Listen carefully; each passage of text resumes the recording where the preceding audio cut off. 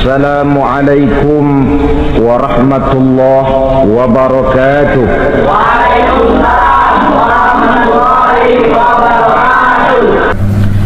Pada jumpa kita kali ini, apabila orang sudah mengingkari janji, mereka akan dikuasai oleh musuh-musuh mereka sendiri. Dan musuh kita yang paling utama saat ini adalah kemiskinan dan kebodohan. Kenapa itu terjadi? Karena kita mengingkari janji kita sendiri. Di saat awal-awal berdirinya Orde Baru, kita pernah berjanji untuk melaksanakan Pancasila dan Undang-Undang Dasar 45 secara murni dan konsekuen. Kita berjanji bahwa kita akan menegakkan pemerintah yang bersih dan berwibawa. Itu semua pada permulaannya. Waktu demi waktu berjalan, kita lupa dengan janji yang kita ucapkan itu. Ketuhanan yang Maha Esa kita ucapkan, tapi kesetanan yang luar biasa yang kita lakukan. Kemanusiaan yang adil dan beradab yang kita dengungkan, tetapi kemanusiaan zalim dan biadab yang kita praktekkan. Sederhana saja, saudara. Hampir setiap pejabat pada posisi-posisi kunci, di awal-awal ia memangku jabatan itu, biasanya ia mengucapkan sumpah dengan lafaz demi Allah, bahwa dalam melaksanakan jabatan ini saya tidak akan menerima hadiah atau pemberian dalam bentuk apapun. Itu pada permulaannya. Lama-lama rupanya hadiah itu asik juga, mulai diterima. Lama-lama dirasa kurang, mulai menagih. Dan akhirnya terjadilah praktek yang disebut suap menyuap, semir menyemir, dan lain sebagainya. Kalau ini sudah menjadi kenyataan, bagaimana kita mau menegakkan pemerintah yang bersih dan berwibawa? Undang-Undang Dasar 45 menyatakan bahwa bumi, air, dan seluruh kekayaan negara dikelola oleh negara bagi sebesar-besar kemakmuran rakyat. Yang terjadi adalah bahwa kita merasa mewakili rakyat untuk menikmati harta dan kekayaan negara, sehingga rakyat banyak tidak bisa ikut menikmatinya. Menumpuklah harta itu sehingga terjadilah pepatah, gunung ditimbun, sumur digali. Yang kaya semakin kaya, yang miskin semakin terpuruk. Kita ingkar dengan janji yang kita ucapkan di awal-awal kita bergerak. Kita ingkar dengan janji pada saat kita mengatakannya dengan menyebut nama Allah, dengan mempertaruhkan nama Tuhan. Sehingga pada akhirnya jabatan pun mengalami tender. Sudah menjadi rahasia umum. Orang mau jadi lurah mesti mengeluarkan uang, mau jadi camat mesti mengeluarkan uang, mau jadi wali kota, bupati, bahkan gubernur, itu ada pasarannya. Secara logika, kalau orang memperoleh satu jabatan karena banyak mengeluarkan uang, tentu pada saat ia mengeluarkan uang, ia sudah punya pemikiran, modal pasti pulang, modal pasti kembali. Kalau orang memperoleh suatu jabatan karena banyak mengeluarkan uang, maka langkah pertama yang dia lakukan setelah memangku jabatan itu ialah bagaimana uang bisa kembali, bagaimana modal bisa pulang. Kalau modal sudah pulang, pikiran berikutnya bagaimana supaya dapat untung. Lalu kapan mau bekerja untuk kepentingan rakyat? Itu nomor 18. Kemudian kalau ada proyek-proyek besar, pertanyaannya ialah bukan apakah proyek ini bermanfaat bagi rakyat, apakah proyek ini layak untuk diteruskan, tetapi yang jadi pertanyaan paling utama ialah bagian saya berapa duit dari proyek ini. Kita bisa lihat proyek, mega proyek lahan 1 juta hektar di Kalimantan Tengah, triliunan rupiah, dan proyek itu gagal. SD Impres bulan ini diresmikan, bulan depan retak. Jembatan-jembatan bulan ini gunting pita, bulan depan runtuh. Kita ingkar dengan janji. Kita berkata kita bekerja untuk kepentingan rakyat, tapi kita tidak pernah mengenal rakyat itu. Apabila suatu kaum sudah mulai mengingkari janji, maka mereka akan dikuasai oleh musuh-musuh mereka. Akibatnya tersusunlah barisan-barisan sakit hati yang makin lama makin menjadi bola salju, menggelinding membesar, dan kemudian terjadilah hal-hal yang tidak kita inginkan lagi. Apabila suatu kaum sudah mengingkari janji, maka mereka akan dikuasai oleh musuh-musuh mereka. Ini penyebab bencana yang pertama. Kita tidak konsekuen. Tadinya kita dengan lantang teriak-teriak berantas korupsi, ganyang korupsi. Pada waktu kita belum mendapat kesempatan. Setelah kita naik punya kesempatan, rupanya korupsi enak juga dirasa. Terjadi pergeseran nilai, orang luntur, kehilangan idealisme awal. Lalu untuk menghibur diri, menutup kesalahan, kita gunakanlah pepatah bahwa tidak ada gading yang tak retak, bahwa kita harus mikul dur mendem jero.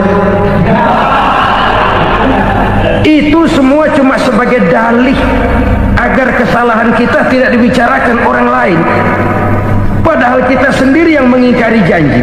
Kita yang keluar dari komitmen awal kita. Kita berjanji melaksanakan Pancasila dan Undang-Undang Dasar 45 dengan murni dan konsekuen.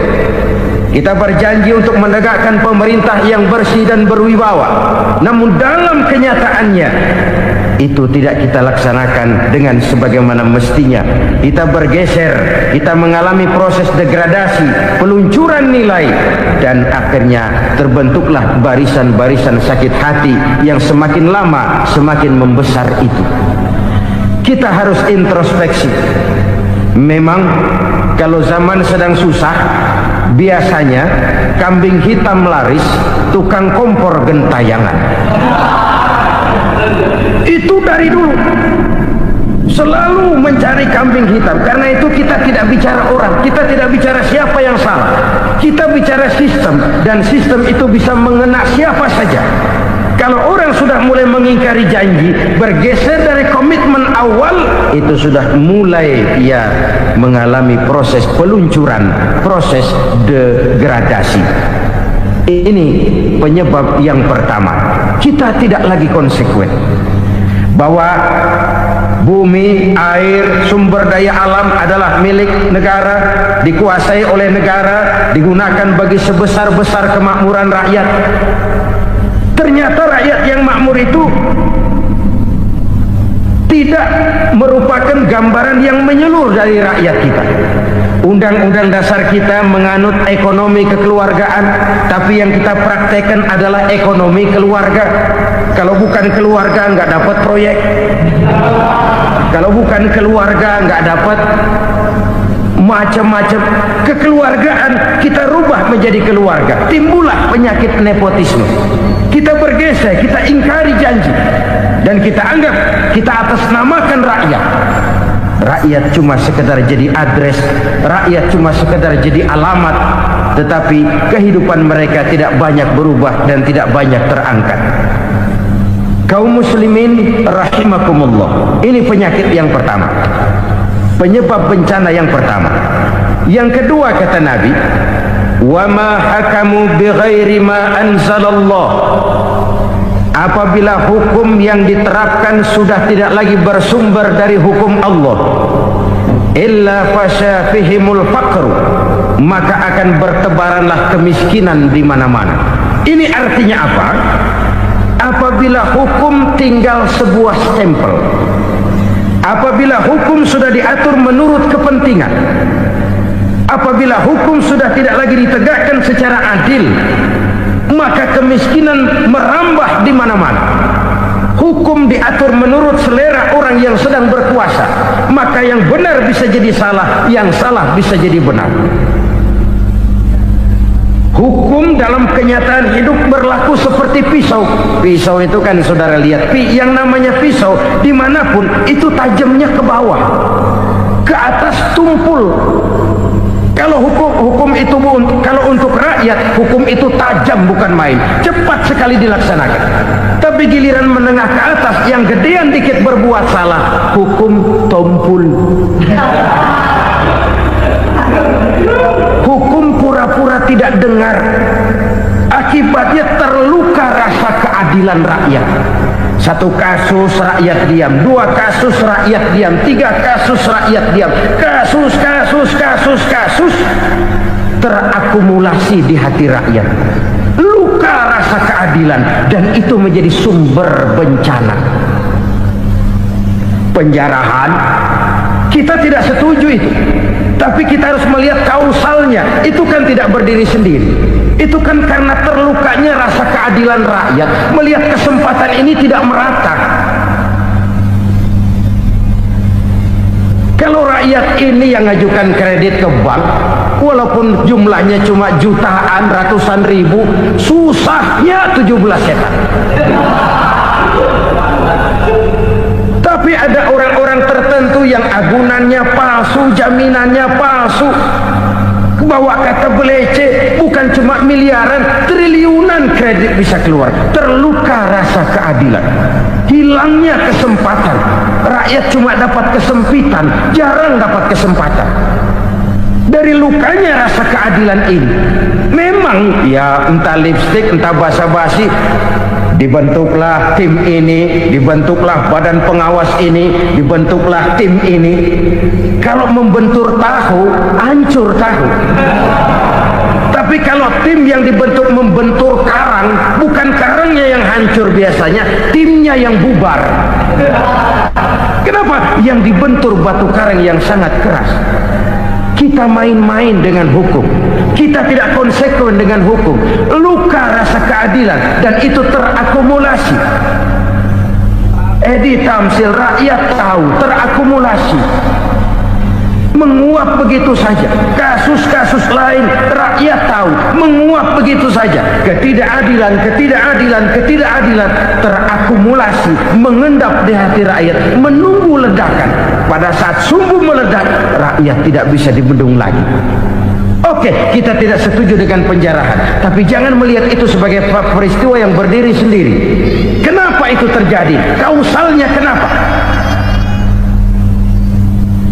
Oke, kita tidak setuju memang, tapi yang dijarah oleh rakyat kan memang cuma untuk perut. Yang dijarahkan beras, yang dijarahkan televisi, yang dijarahkan kulkas yang masih bisa dihitung, yang memang real untuk kebutuhan rakyat. Penjara-penjara berdasi kepala botak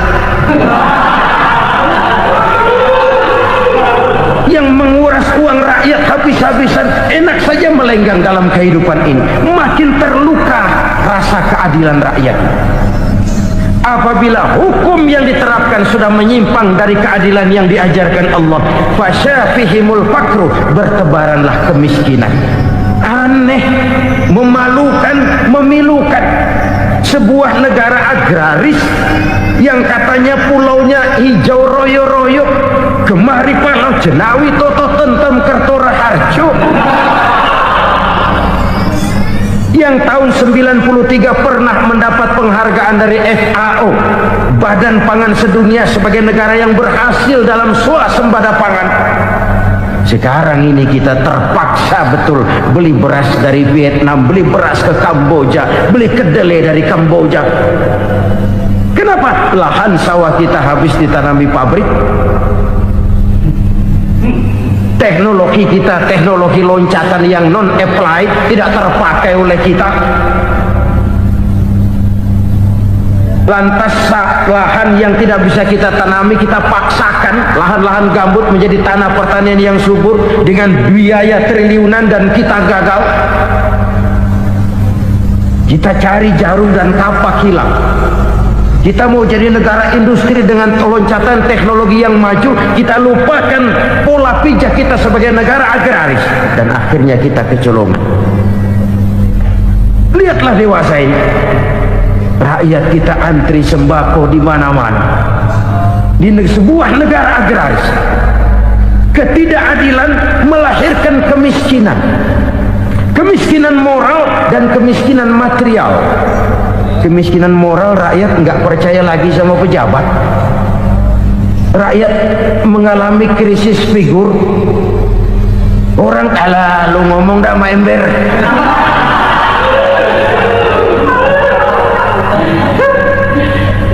Penataran yang menghabiskan biaya miliaran itu melahirkan pejabat-pejabat korup. Pengawasan yang menghabiskan biaya miliaran itu ternyata impoten, mandul. Kemiskinan moral. Jujur saya berkata, saudara-saudara, setelah pintu reformasi dibuka, itu yang masuk memang macam-macam. Ada yang memang punya tujuan murni, konsekuen dan punya konsep. Ada yang nunggu di tikungan, begitu mobil lewat nyamber pintu, berangkat ikut reformasi. Ada yang memanfaatkan momentum mumpung untuk nyampein unek-unek, ngerti enggak, pokoknya ngomong. Sehingga keadaan semakin rancu, kebingungan semakin menjadi-jadi, masalah yang paling urgen tidak terselesaikan. Sekarang ini orang berpikir mendingan jadi pala ular daripada jadi buntut macan. Buntut macan memang hebat macan, tapi kalau buntutnya cuma ugel-ugel di belakang buat apa? Mendingan jadi pala ular, kecil juga nyaplok. Artinya ya biar kecil juga kalau punya partai kan gagah. Lalu rame-rame bikin partai kayak bikin arisan. Orang makin mengalami dislokasi. Semua mau jadi pahlawan, semua mau nomor satu, semua ngomong. Iya kalau bidangnya, kalau bukan makin rancu. Marilah lewat kesempatan ini saya mengajak kita untuk tahu diri.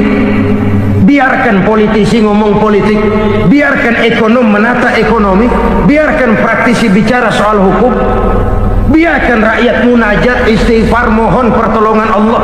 Tahu diri kita. Kalau memang ayam, kukuruyuk aja dah. Kalau memang kucing, ayo ngeong. Kalau kambing, silahkan ngembe. Udah tahu ayam, ngeong bunyinya. Suaranya palas, orang nggak ngerti, bingung, makin menjadi-jadi. Ibarat kesebelasan sepak bola bangsa kita sekarang ini, rame-rame mau bikin gol, kiper ikut nyerang sekarang. Memilukan dan bahkan memalukan. Wa ma hakamu bighairi ma anzalallah illa fasha fihimul faqru. Kalau hukum yang diterapkan sudah menyimpang dari keadilan yang diajarkan Allah, bertebaranlah kemiskinan di mana-mana. Coba sekarang ini yang punya duit bingung, apalagi yang kagak punya duit. Yang pengusaha gede ngeluh, apalagi yang pengusaha pas-pasan. Yang kagak punya beras, yang punya beras saja masih bingung, apalagi yang nggak punya beras. Ini sudah demikian merata. Dulu kita kagum mendengar konglomerat kelas buadah, kelas-kelas yang seakan-akan cuma ada dalam khayalan mereka, punya kekayaan miliaran dolar, triliunan. Sudahlah, seolah-olah nggak terjangkau sama kita. Weh, ternyata yang gede-gede itu juga gede utangnya. Dan rontok satu demi satu. Ternyata rakyat selama ini cuma dialamatkan, cuma dijadikan adres. Rakyat yang tidak banyak ngerti persoalan ini harus menanggung hidup ini begini berat, harus menanggung beban hidup ini begini tinggi. Daya beli semakin lemah, semakin terpuruk dan terpuruk, sedang keadaan belum juga banyak berubah. Yang hutang sama luar negeri itu kan bukan rakyat kecil, Cianur. Yang banyak nyimpen dolar juga kan Ciano. Rakyat kecil bocah kampung mah jangankan nyimpen dolar, ngelihat juga tumben. Kemana kita mesti bercermin? Sekali lagi saya mengatakan, maaf, kita tidak bermaksud mencari kambing hitam. Karena itu kita tidak bicara orang, kita bicara sistem. Kita bicara keadaan. Beginilah yang dikatakan Nabi, penyebab timbulnya bencana. Hukum yang ditegakkan tidak lagi berorientasi kepada keadilan, tapi berorientasi kepada kepentingan. Akhirnya bentuk hukum seperti pisau, tajam ke bawah, tumpul ke atas. Hukum cuma buat rakyat kecil, tetapi kelompok menengah ke atas kadang-kadang kebal dari perlakuan hukum. Maka bertebaranlah kemiskinan. Iya, kemiskinan moral berupa lukanya rasa keadilan. Kalau rasa keadilan terluka, orang kan nunggu kesempatan, saudara. Iya, dia nggak bisa ngomong. Iya, dia nggak sanggup action. Iya, dia nggak bisa tunjuk rasa. Tapi hatinya kan, kapan ada kesempatan? Kapan ada waktu? Tunggu. Hatinya mesti begitu. Sehingga begitu ada kesempatan, terjadilah hal-hal yang tidak terhindarkan. Dan itu ekses, bukan reformasi. Jangan seperti sebuah dialog saya dengan seorang abang beca. Saya bertanya, bang, ya, abang tahu nggak reformasi? Tahu. Ustaz, apa? Pembakaran. Terus penjarahan. Lalu perkosaan. Itu reformasi. Itu yang saya lihat. Nah, itu yang dia lihat. Saya tentu tidak menyalahkan abang beca kita, karena memang itu yang dia lihat dan sejauh itu wawasannya. Tapi ini indikasi bahwa banyak rakyat kita yang belum bisa menggunakan kebebasan secara bertanggung jawab. Padahal kebebasan tanpa tanggung jawab tirani. Sebuah contoh gampang-gampangan. Saya beli radio, saya setel di kamar saya, lalu saya bilang, ini radio gue. Yang beli gue, pakai duit gue setel di kamar gue, sekeras-kerasnya, gak ada urusan sama orang lain. Itu kata saya. Tetapi tetangga saya sebelah rumah kan boleh juga ngomong begitu. Kata tetangga saya, ini mata gue, yang ngantuk gue tidur di kamar gue. Kenapa suara radio lu nyampe kemari? Artinya apa ini? Kebebasan saya nyetel radio dibatasi oleh kebebasan tetangga saya yang mau tidur. Tidak ada kebebasan mutlak. Kebebasan mutlak tanpa tanggung jawab kembali akan melahirkan tirani, kembali akan melahirkan pemaksaan kehendak. Dan itu lagi-lagi bukan demokrasi. Saudara-saudara kaum muslimin rahimakumullah, ini penyakit yang kedua, lukanya rasa keadilan, terutama di kalangan rakyat kecil. Itu mengendap menjadi akumulasi dan menunggu giliran kapan bisa dimuntahkan. Dengan kata lain, rakyatnya udah banyak banget makan yang perutnya jadi enak, nyelam. Kapan nunggu muntahnya? Udah begini banyak akumulasi yang mereka pendam di perut ini, sehingga ketika terjadi kesempatan itu sudah tidak terkendalikan lagi. Kita out of control. Saya tidak mentolerir sikap-sikap kekerasan. Bahkan saya lebih cenderung bahwa kalau di rumah kita banyak tikusnya saja racuni, jangan rumah dibakar. Bahwa ada korupsi, ya, ada kolusi, memang ada nepotisme, tentu. Tetapi tikusnya saja racuni, jangan rumah dibakar. Masa mau ngusir tikus bakar rumah? Tikusnya lari, tikusnya selamat, rumahnya ewes-ewes.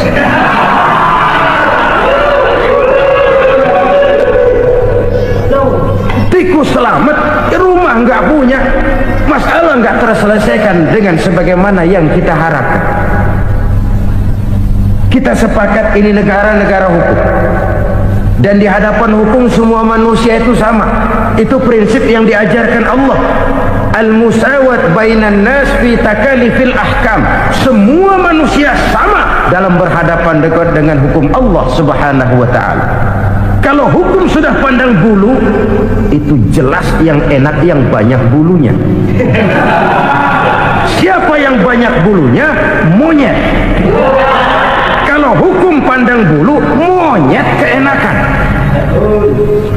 Saudara-saudara kaum muslimin rahimakumullah, introspeksi. Mari kita bercermin bagaimana perjalanan hukum selama ini. Kalau introspeksi ini kita temukan, lalu ada upaya untuk memperbaiki diri. Jangan menggunakan tak ada gading yang tak retak, mikul duwul mendem jero untuk menutup-nutupi kesalahan orang. Padahal kesalahan itu sedemikian besar. Padahal rakyat kita tiap hari antri sembako. Ada yang sehari sekali makan, ada yang makan sudah bercampur tiwul, ada yang nasi sudah dicampur pisang, balik jadi orok lagi. Macam-macam upaya rakyat untuk menangsal perut ini. Lalu rakyat ditenang-tenangkan, lebih baik puasa Senin Kemis sambil menghadapi krisis ekonomi. Kenapa rakyat yang disuruh puasa? Kenapa bukan pejabatnya yang puasa lebih dulu untuk kemakmuran rakyat? Kalau rakyat yang memang perutnya udah gepeng disuruh puasa, makin krempeng perutnya. Artinya pejabat harus punya sense of politik. Ya, tidak, puasa itu kan tidak cuma Senin Kemis saja. Puasa itu puasa perasaan, puasa menghargai perasaan yang sedang kondisi yang sedang dihadapi oleh rakyat. Bagaimana rakyat yang tengah antri sembako melihat pejabatnya lewat dengan mobil yang harganya sampai 1 miliar. Oh, inilah pemimpin saya. Luka lagi rasa keadilannya. Kita tidak tenggang rasa. Puasa dalam artian itu pun akan menolong menegakkan semangat kebersamaan, membentuk semangat kebersamaan. Saudara-saudara kaum muslimin rahimakumullah, penyebab bencana yang ketiga dikatakan oleh baginda Nabi, wala zaharat fihimul fahishatu illa fasha fihimul maut. Apabila kekejian telah merajalela, maka maut bertebaran di mana-mana. Kita renungi butir kalimat dalam hadis ini. Apabila kekejian telah merajalela, maut bertebaran di mana-mana. Begitu murah arti sebuah kehidupan. Penjarahan untuk hal-hal yang kecil tapi sampai mengorbankan nyawa. Apabila kekejian sudah terjadi di mana-mana, maut pun bertebaran. Maut dalam arti berpisah ruh dengan jasad, tapi juga maut dalam arti orang bisa mati karirnya, orang bisa mati usahanya, orang bisa mati kesempatannya karena perbuatan-perbuatan keji yang selama ini tidak terbendung. Lahirlah teori mafia. Siapa yang kuat dia yang berkuasa, siapa yang lemah dia menjadi mangsa. Proyek-proyek besar yang menang tender itu ya dari itu ke itu saja. Yang pengusaha-pengusaha tidak punya koneksi, tidak bisa bayar komisi, dapat proyek tetelan. Ada dagingnya dikit, namanya juga tetelan. Dagingnya sudah habis disantap oleh meja. Sekian puluh meja dilalui, sekian puluh amplop dikeluarkan. Sehingga yang akhirnya ya tinggal tetelan itu tadi. Maka kualitas pekerjaan pun sudah bukan lagi jadi masalah. Demikianlah mafia-mafia ini bermunculan di mana-mana. Di pengadilan terkenal mafia pengadilan. Hukum bisa dibeli, hukum bisa dipesan menurut kebutuhan sponsor. Mafia peradilan, mafia politik, mafia ekonomi, bahkan mafia agama yang menggunakan agama sebagai kedok, menggunakan agama sebagai dalih, menggunakan agama sebagai topeng untuk melancarkan maksud-maksud politiknya pun tidak tertutup kemungkinan. Apabila kekejian telah merajalela, maut bertebaran di mana-mana. Korupsi korupsi, kolusi, nepotisme itu bagian dari kekejian.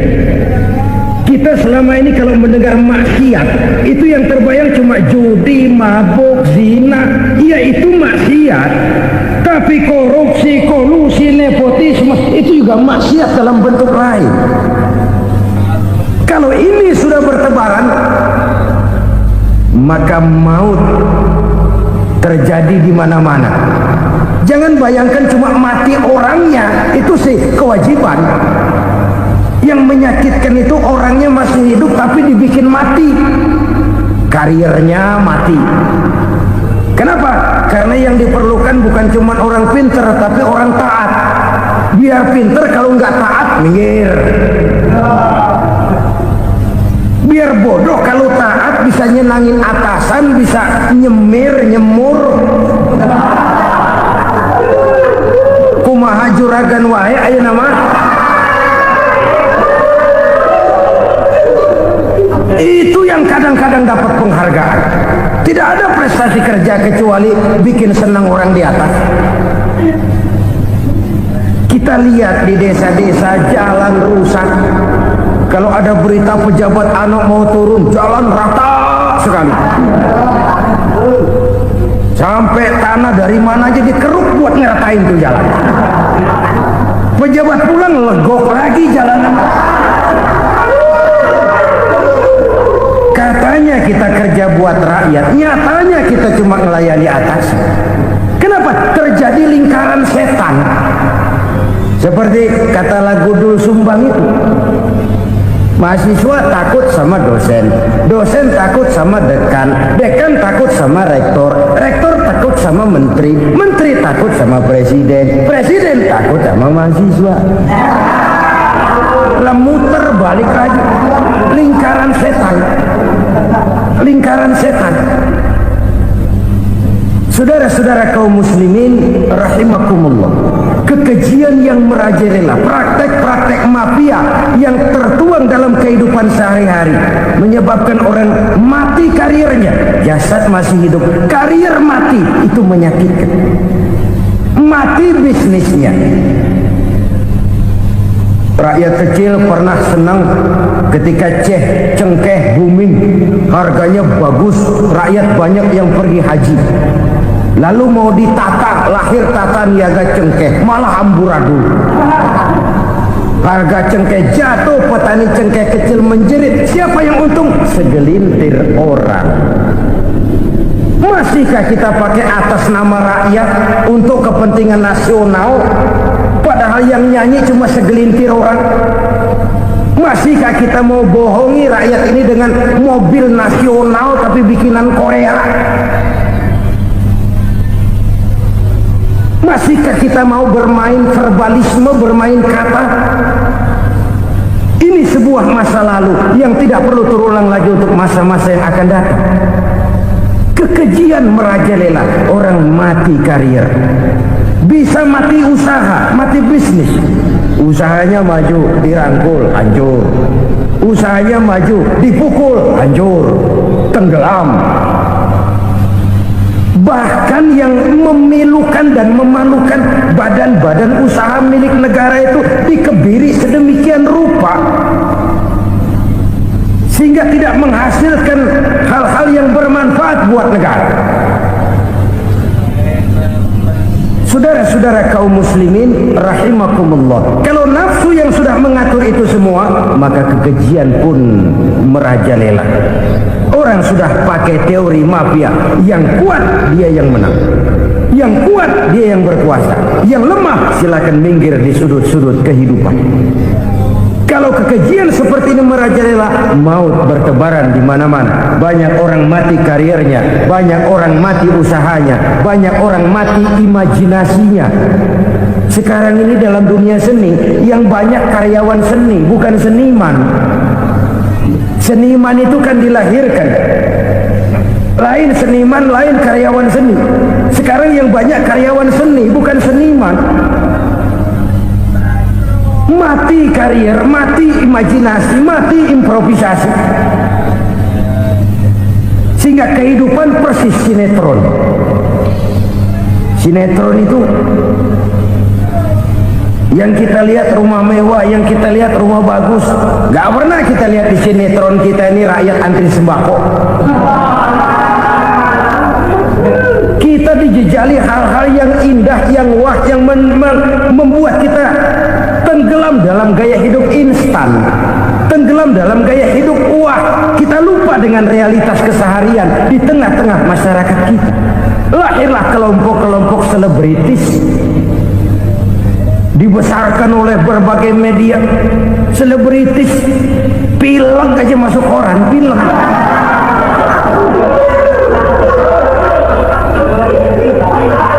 Rakyat yang pingsan antri beras nggak masuk koran. Rakyat yang semaput antri minyak nggak masuk koran. Selebritis panok masuk koran.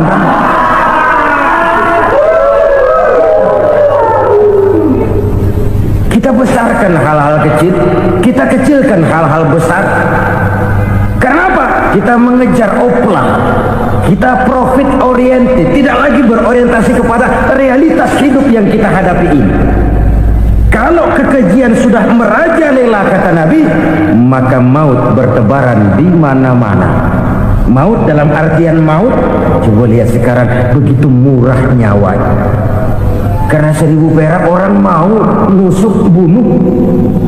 Karena beras liter orang khilaf, begitu murah kehidupan. Tapi kekejian dalam bentuk korupsi, kolusi, nepotisme, kekejian dalam bentuk itu mematikan karier, mematikan bisnis, mematikan imajinasi, mematikan kreativitas. Itu juga maut dalam bentuk lain akibat kekejaman lain. Ini penyebab yang ketiga. Yang keempat, penyebab bencana menurut baginda Rasul, wala tuffiful mikyala illa muni'un nabat. Apabila timbangan sudah dicurangi, maka tercegahlah tumbuh-tumbuhan. Apabila timbangan sudah mulai curang, maka terjadilah musim paceklik. Apabila bisnis sudah bergaya mafia tadi itu, kecurangan-kecurangan terjadi, tender di balik pintu, yang dimenangkan cuma kelompok-kelompok yang bisa memberikan presentasi yang besar, muni'un nabat, terjadilah paceklik. Paceklik, panen gagal, wereng, ya wereng, kemarau panjang, it's okay, air sulit, iya, tetapi kan semua itu ada yang ngatur. Kemarau ada yang ngatur, belalang itu ada yang ngatur, air itu juga ada yang ngatur. Yang ngatur itu yang serba maha. Kalau ia murka melihat kecurangan timbangan, Allah itu kalau murka kan gampang saja, tinggal komandoin balang, lang, hancurin tuh sawah. Konvoy belalang, konvoy. Allah tinggal ngutik angin El Nino, mampir lo ke Indonesia. Hujan nggak turun-turun, kemarau panjang. Jadi kalau musim kemarau kan namanya anginnya El Nino. Kalau musim hujan anginnya namanya La Nina. Cakep namanya, kejem orangnya. Saudara lihat Cina sekarang sedang kena La Nina, banjir besar, ribuan orang meninggal. Dia mah ribuan mati kagak berasa, rakyatnya miliaran. Bangladesh lagi ngalami La Nina, India lagi ngalami La Nina. Angin, hujan, kemarau, belalang, itu kan ada yang ngendaliin. Kuncinya bukan di belalangnya, kuncinya bukan di peredaran matahari berputar, kuncinya di atas yang mengatur semua itu. Kalau timbangan sudah mulai curang, pengusaha sudah nggak mau jujur, apa nggak bikin perut jadi mual. Begitu rakyat antri sembako pingsan nggak dapat beras, sementara beras ditumpuk-tumpuk sampai membusuk. Kemana hati nuraninya? Kemana akal pikirannya? Kemana mereka yang berbuat atas nama rakyat tapi melihat rakyat susah tidak tergerak hatinya? Apabila timbangan sudah mulai dicurangi, bisnis sudah mulai melenceng, maka terjadilah paceklik. Sebuah negara yang berhasil dalam swasembada pangan, lalu sekarang menjadi negara yang rakyatnya antri untuk memperoleh kebutuhan pangan.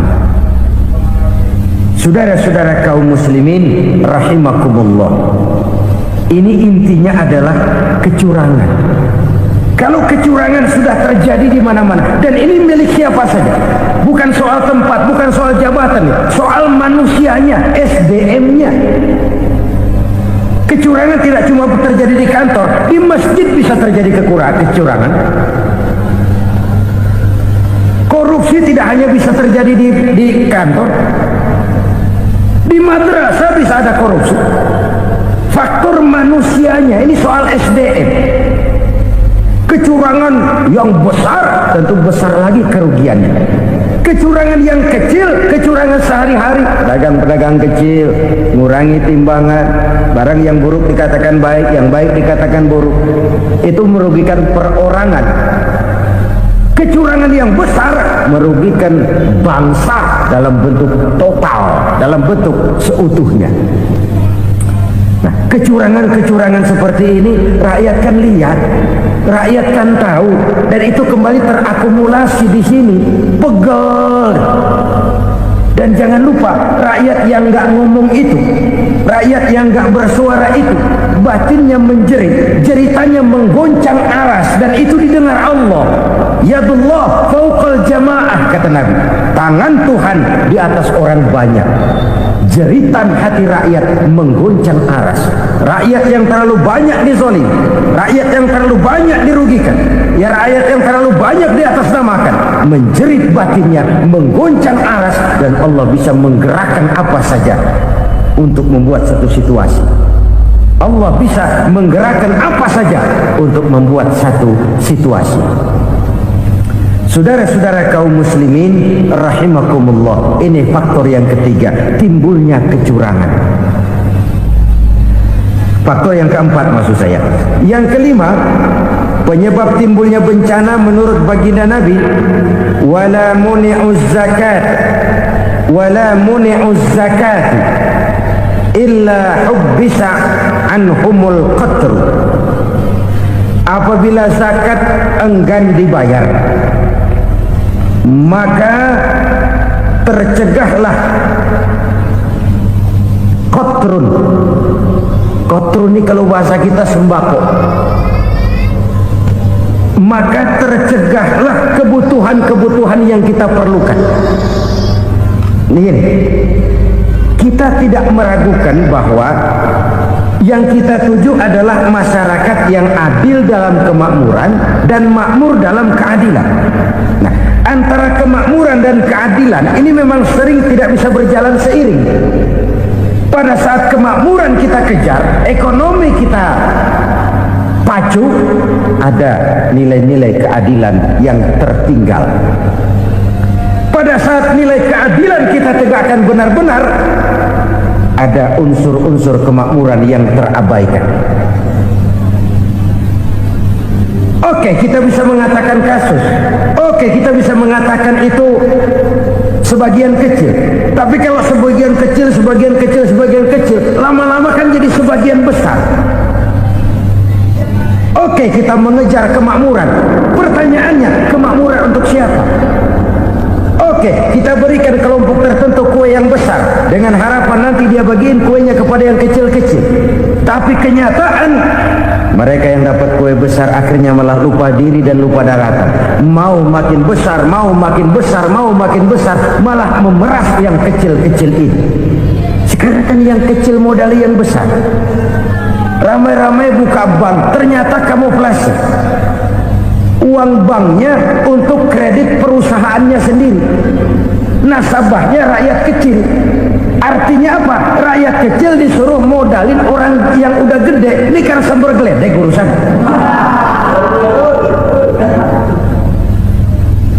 Ini kan permainan apa lagi? Rakyat kecil suruh modali yang gede. nasabahnya rakyat kecil, kumpulkan uangnya di bank, kucurkan kredit kepada perusahaannya sendiri. Bukankah itu rakyat kecil suruh modali yang gede? Sudah begitu kejamkah kita untuk meraih keuntungan dengan mengorbankan orang kecil ini? Sudah tidak bicarakah lagi kah nurani kita melihat penderitaan orang yang semakin susah ini? Kalau zakat enggan dibayar, padahal zakat 2,5% saja, 2,5% saja. Kalau itu pun enggan, kalau zakat saja enggan, bagaimana pula yang namanya sodako, bagaimana pula yang namanya infak, bagaimana pula yang namanya santunan, bantuan. Kadang-kadang lipstick nyumbang si nyumbang, cuman nyolongnya lebih gede. Ini namanya sumbangan lipstick. Buat lipstick itu kan buat ngumpetin bibir pucat, itu fungsi utama lipstick. Buat ngumpetin korupsinya, nyumbang kegiatan-kegiatan sosial, tapi yang dia korup lebih gede dari yang dia sumbangin. Lipstick kamuflase, nepu kata anak sekarang.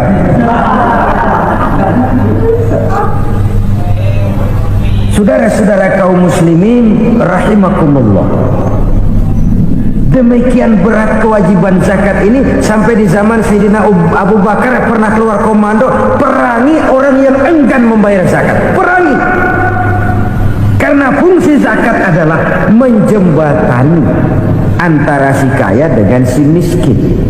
Bahwa ada kemiskinan itu Qur'ani.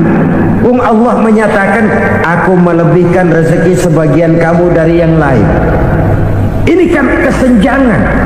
Allah melebihkan rezeki sebagian kamu dari yang lain. Ada itu, tetapi itu berjalan secara nature. Nah, kalau direkayasa, yang kaya semakin kaya, yang miskin semakin terpuruk, yang sudah besar dapat proyek besar, yang kecil dapat tetelan. Ini kan rekayasa namanya. Kesenjangan yang direkayasa ini yang kita harus kikis. Nah, fungsi zakat menjembatani dari sisi sosial. Dari sisi pribadi, Nabi berpesan, zakku amwalakum biz zakat. Bersihkan hartamu dengan zakat. Sekarang ada istilah nyuci uang. Uang hasil korupsi itu bisa dicuci, dijadikan uang bersih.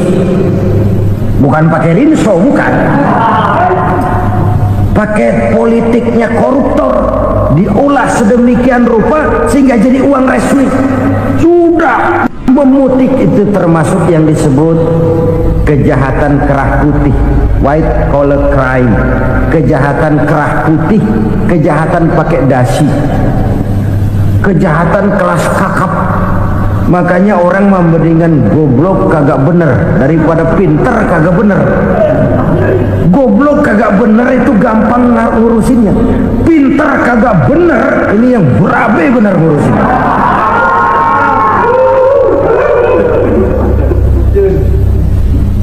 Kita bukan cuma perlu orang pinter kok di zaman sekarang. Kita perlu orang-orang benar yang punya komitmen, yang sesuai kata dan perbuatan, yang bisa merasakan apa yang dirasakan oleh rakyat, yang punya sense of politik yang tinggi, yang peka, yang penuh keterbukaan, yang punya wawasan dan pandangan jauh ke depan. Dari sisi pribadi, zakat itu membersihkan harta kita. Ya, dia tercampur dengan yang subhat, dia bahkan mungkin tercampur dengan sedikit-sedikit yang haram. Itu zakku amwalakum biz zakat. Bersihkan hartamu dengan zakat itu. Pada sisi sosial ia menjembatani, pada sisi pribadi ia membersihkan harta kita. Karena itu kalau kita minta berdoa minta rezeki, syarat rezeki itu halalan, thayyiban, wasi'an. Enggak pernah kurang dari 3 itu. Halal, bagus, banyak. Halal, bagus, tapi sedikit, susah ngaturnya. Halal, banyak, tapi kurang bagus. Buat apaan? Bagus, banyak, tapi haram. enggak ada artinya. Sebab kata Imamul Ghazali, kalau kau terlalu suka memakan makanan yang haram, dikunyah masuk ke dalam perut besar, digiling oleh perut besar, menghasilkan energi, menggerakkan sel-sel pembuluh saraf, kau juga akan cenderung berpikir yang haram. Kalau sudah cenderung berpikir yang haram, perbuatan pun akan mengarah kepada perbuatan-perbuatan yang haram. Dulu waktu kelompok Jimbaran 200 konglomerat Indonesia kumpul, dihimbau supaya sekian persen kasih pengusaha-pengusaha lemah. Itu kan cuma sekedar belas kasihan, tidak banyak menolong keadaan. Dan bukan itu yang diperlukan pengusaha-pengusaha kecil. Yang diperlukan adalah berikan kami kesempatan seperti mereka dapat kesempatan. Berikan kami peluang seperti mereka juga dikasih peluang. Kalau cuma dikasih 100 juta, 200 juta hari ini, usaha kami nggak ada prospeknya, peluang kagak ada, kan sama juga bohong. Diceburin ke kali, disuruh berenang, tangan diikat, mendingan mampusin, ketahuan. Ayo berenang, berlomba, tangan diikat, kaki diikat, sama saja nyuruh mati. Jadi jangan kasih ikannya, kasih kailnya. Yang diperlukan pengusaha kecil menengah ke bawah itu bukan cuma sekedar belas kasih dari konglomerat-konglomerat besar. Berikan kami peluang seperti mereka juga dapat peluang. Berikan kami kesempatan seperti mereka dapat kesempatan. Berikan kami kredit dengan kemudahan seperti mereka juga kalau minta kredit begitu mudahnya. Menciptakan peluang dan kesempatan, pemerataan. Bukan menciptakan manusia Indonesia dengan standar ekonomi yang sama. Semua rumahnya harus sama, semua punya mobil. Itu sih kebersamaan bebek. Bebek, coba lihat bebek. Satu ngalor semua. Satu ngidul semua. Kebersamaan bukan itu. Kebersamaan adalah menciptakan peluang. Kalau yang kaya bisa semakin kaya, kenapa yang miskin tidak bisa ikut naik jadi sedikit kaya? Kalau pengusaha yang sudah kuat bisa bertambah menjadi kuat dengan proyek mega proyek, kenapa yang menengah tidak bisa ikut menjadi kuat? Dan kenapa kekejian itu merajalela? Kita dengar lewat berita-berita PLN tekor, PLN utang. Kenapa? Dia beli listrik dari swasta yang belinya lebih mahal daripada penjualannya. Artinya dia beli itu listrik dari perusahaan listrik swasta, dia jual kepada rakyat lagi. Harga jualnya lebih murah daripada dia beli kepada swasta. Kenapa? Ada tekanan lagi tuh. Biasa siklus lagi. Hukum Boyle. Atas neken, paling bawah gepeng. Ya kita nih rakyat kecil, emang nasibnya gepeng terus. Saudara-saudara kaum muslimin rahimakumullah, dari 5 penyebab bencana ini kita ambil kesimpulan untuk sebuah renungan dan introspeksi kita bersama. Pertama, mengingkari janji. Padahal janji itu yang lebih tinggi nilainya adalah di hadapan Allah Subhanahu wa taala.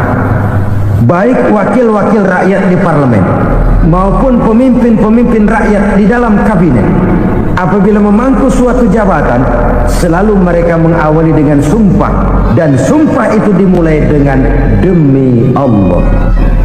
Sadarkah kita pada saat itu kita ucapkan bahwa kita sudah mempertaruhkan Allah untuk jabatan yang kita pegang? Kita sudah mempertaruhkan nama Allah untuk posisi yang dipercayakan kepada kita. Sadarkah kita bahwa menyia-nyiakan itu satu dosa yang sangat besar, yang tidak hanya kepada Allah tetapi juga kepada rakyat yang kita wakili, kepada rakyat yang kita pimpin. Cukuplah sudah rakyat dijadikan adres, umat dijadikan alamat sebagai numpang. Marilah kita kembali kepada komitmen awal dengan jujur kepada janji kita sendiri. Lalu yang kedua, kekejian. baik berupa korupsi, kolusi, nepotisme, dan perbuatan-perbuatan lain, akan melahirkan kemiskinan. Kekurangan pangan bukan satu-satunya yang menyebabkan rakyat menderita. Lukanya rasa keadilan terakumulasi di hati rakyat, dan jeritan hati rakyat mengguncang aras. Kalau Allah murka, Allah bisa melakukan apa saja untuk menciptakan suatu kondisi.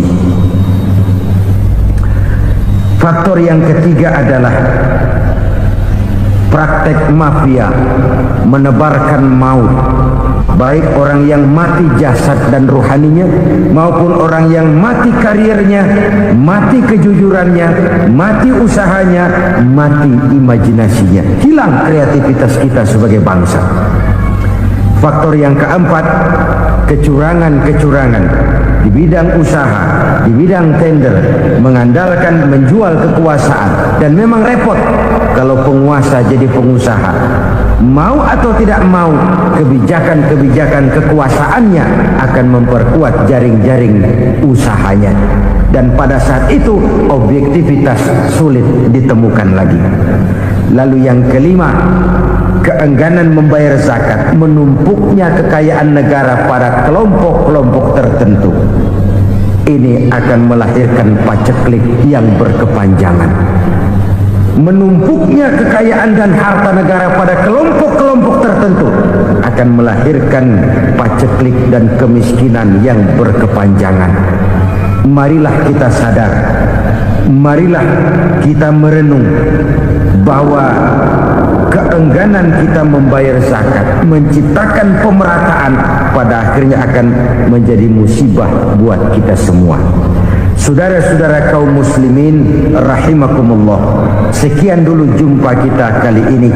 Mudah-mudahan yang saya sampaikan dari hadis riwayat Imam Tabrani ini menjadi bahan introspeksi buat kita semua. Tidak akan seorang muslim jatuh dua kali di tempat yang sama. Semua merupakan pelajaran untuk kita jadikan introspeksi guna menata hari esok yang lebih baik daripada hari ini. Reformasi harus terus berlanjut, tidak bisa dan tidak perlu dikendalikan, tapi harus tetap dengan landasan akhlakul karimah sesuai dengan budaya kita sebagai bangsa. Terima kasih atas perhatian saudara. Mohon maaf atas segala kekurangan. Jumpa lagi lain kesempatan insyaallah. Usikum wa nafsi bitaqwallah. Wassalamualaikum warahmatullahi wabarakatuh. Lalu berusaha menyimpan sesuatu yang bisa membawa manfaat, baik untuk dirinya, untuk anak cucunya, maupun untuk keluarganya, untuk masa kini dan masa depannya. Kadang simpanan itu berbentuk uang, kadang berupa tanah, lain saat berbentuk pabrik, dan lain sebagainya. Sementara masa depan yang paling pasti adalah akhirat. Jika untuk masa depan dunia kita rela memeras keringat, membanting tulang, pergi pagi dan pulang petang, menyimpan uang, menyimpan tanah, menyimpan pabrik, pernahkah kita merenung jika satu saat kiamat datang, kita dibangkitkan dari kubur masing-masing, berdiri di padang mahsyar untuk mempertanggungjawabkan seluruh kegiatan hidup kita di dunia ini, lalu kita akan menuju ke alam akhirat. Sudahkah kita mempunyai simpanan untuk akhirat kita? Pada pertemuan kali ini saya ingin menyampaikan sebuah hadis di mana Rasulullah sallallahu alaihi wasallam bersabda, arba'un min kanzil jannah. Simpanan sorga ada 4 macam. Yang pertama, ikhfa'us sadaqah, menyembunyikan sedekah. Saudara-saudara kaum muslimin, sebagaimana yang kita maklum bahwa Allah Subhanahu wa taala melebihkan sebagian rezeki dari kita terhadap yang lain. Ada yang kaya, ada yang setengah kaya, ada yang miskin, ada yang setengah miskin, dan selanjutnya. Ada yang gajinya kecil tapi penghasilannya gede. Ada yang penghasilannya gede tapi nggak punya gaji. Ada juga yang memang gajinya gede dan penghasilannya gede. Kelebihan rezeki merupakan sunnatullah dan tidak harus membuat kita merasa lebih dari yang lain. Bahkan sebaliknya, kelebihan itu harus membuat kita ringan tangan untuk menolong mereka yang memang memerlukan pertolongan. Kalau saudara diberikan ilmu, maka pertanyaan akhirat cuma satu: ilmumu kau amalkan untuk apa? Kalau saudara diberikan umur yang panjang, pengadilan akhirat juga bertanya satu: umurmu kau habiskan di mana? Tapi kalau saudara diberikan harta, pengadilan akhirat akan bertanya dua: hartamu kau dapat dari mana, kau belanjakan kemana? Dari mananya ditanya dan kemananya juga ditanya.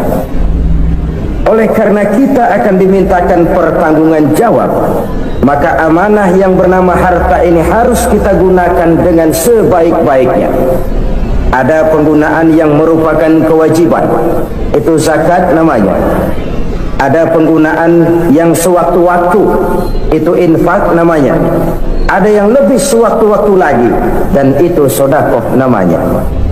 Zakat dia terikat oleh haul dan nisab, oleh putaran batas waktu dan ukuran dari harta itu sendiri. Sedangkan infak terikat oleh situasi dan kondisi perekonomian seseorang. Sedangkan sedekah tidak terikat dengan apapun.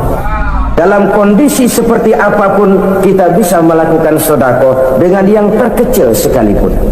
Sampai-sampai Rasulullah sallallahu alaihi wasallam mengajarkan, la tahqiranna minal ma'rufi syai'an walau an talqa akhaka biwajhin talik. Atau ada hadis, tabassumuka fi wajhi akhika laka shadaqah. Senyumanmu kepada temanmu adalah sedekah. Jadi untuk melakukan sedekah tidak harus dalam berbentuk uang.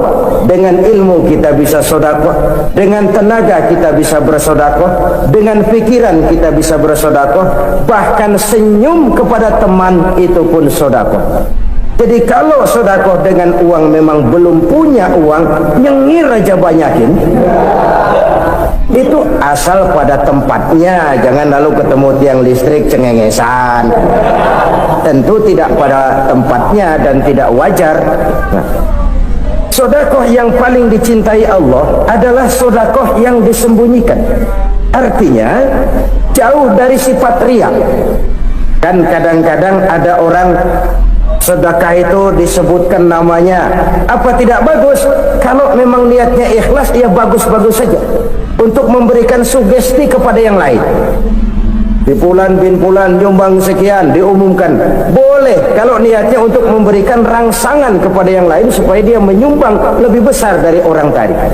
Tapi kalau itu mendatangkan riya, maka sedekah yang paling dicintai Allah adalah sedekah yang disembunyikan. Tangan kiri saja tidak tahu apa yang diberikan oleh tangan kanan.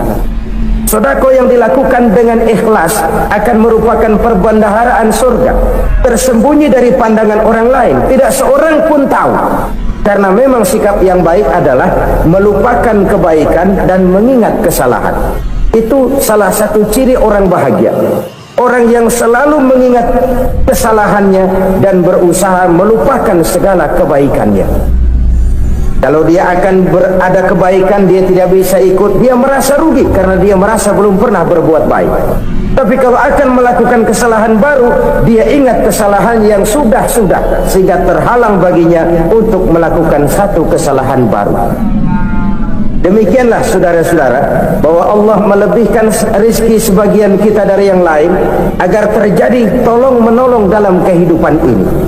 Jadi kesenjangan yang nature, kesenjangan yang alami, itu sunnatullah. Ada yang kaya, ada yang miskin, ada yang kelas menengah. Nah, kenapa lalu sekarang kita berusaha mengentaskan kemiskinan? Oleh karena adanya kesenjangan struktural.